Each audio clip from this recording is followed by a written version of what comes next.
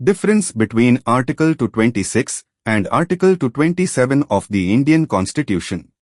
Articles 226 and 227 empower the High Courts with supervisory and judicial review powers, but they serve different purposes. Feature Article 226. Article 227. Nature provides power to issue writs, grants supervisory control over subordinate courts and tribunals. Purpose: judicial review of administrative and quasi-judicial actions ensures proper functioning of lower courts and tribunals.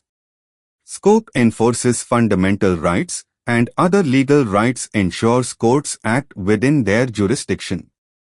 Who can be affected? Government, public authorities, and even private entities performing public functions. Only courts and tribunals under the High Court. Type of orders: writs like habeas corpus, mandamus, prohibition, certiorari, quo warranto, general superintendence and judicial correction. Appeal. Writ jurisdiction is discretionary and not an appeal. Supervisory power is not appellate but corrective. Example: if a state government wrongfully dismisses an employee, the High Court can issue a writ of mandamus directing reinstatement. If a district court passes an order beyond its jurisdiction, the High Court can set it aside under supervisory jurisdiction. Key case laws. 1. T.C. Basappa v. State of Mysore, 1954, defined the broad scope of writ jurisdiction under Article 226.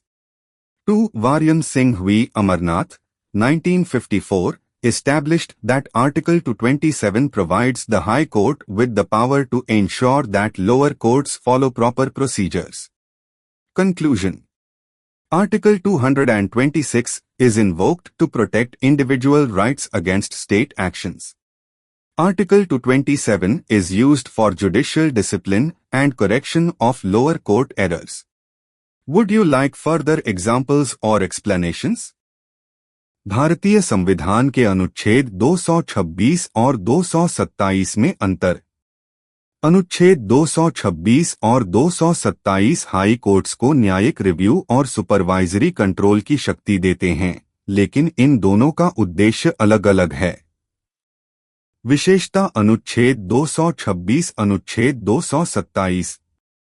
प्रकृति nature Ritz जारी करने की शक्ति देता है, subordinate courts और tribunals पर supervisory control देता है.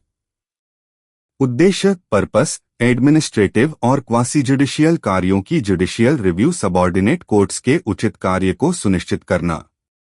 क्षेत्र स्कोप फंडामेंटल राइट्स और अन्य लीगल राइट्स को लागू करने के लिए, यह सुनिश्चित करने के लिए कि लोअर कोर्ट्स अपने जुरिस्डिक्शन में रहें. किस पर लागू? सरकार, पब्लिक अथॉरिटी और कुछ मामलों में निजी संस्थाएं केवल सबऑर्डिनेट कोर्ट्स और ट्रिब्यूनल्स पर लागू. कोर्ट का order. Type of orders habeas corpus, mandamus, prohibition, certiorari, quo warranto जैसी रिट्स जारी कर सकता है. लोअर कोर्ट्स और ट्रिब्यूनल्स की कार्यवाही की निगरानी और सुधार. Appeal. Appeal writ jurisdiction discretionary होता है. यह अपील नहीं होती. सुपरवाइजरी पावर अपील नहीं बल्कि करेक्टिव शक्ति है. उदाहरण एग्जाम्पल. यदि कोई स्टेट गवर्नमेंट किसी कर्मचारी को गलत तरीके से टर्मिनेट करती है, तो हाई कोर्ट मैंडमस रिट जारी कर उसे रिनस्टेट कर सकता है. यदि कोई डिस्ट्रिक्ट कोर्ट अपने जुरिस्डिक्शन से बाहर जाकर ऑर्डर पास करता है, तो हाई कोर्ट अनुच्छेद 227 के तहत उसे कैंसिल कर सकता है. महत्वपूर्ण judicial example case laws. 1. T.C. Basappa बनाम स्टेट ऑफ मैसूर, 1954, अनुच्छेद 226 के तहत रिट जुरिस्डिक्शन का विस्तार स्पष्ट किया गया. 2. वर्यम सिंह बनाम अमरनाथ, 1954, तय किया कि अनुच्छेद 227 के तहत हाई कोर्ट लोअर कोर्ट्स पर सुपरवाइजरी कंट्रोल रखता है. निष्कर्ष कनक्लूजन. अनुच्छेद 226 तब लागू होता है जब किसी व्यक्ति के फंडामेंटल राइट्स का उल्लंघन होता है. अनुच्छेद 227 का उद्देश्य सबऑर्डिनेट कोर्ट्स को सही तरीके से काम करने के लिए सुपरवाइज करना है. अगर आपको और एक सैंपल्स या डिटेल्स चाहिए तो बताइए।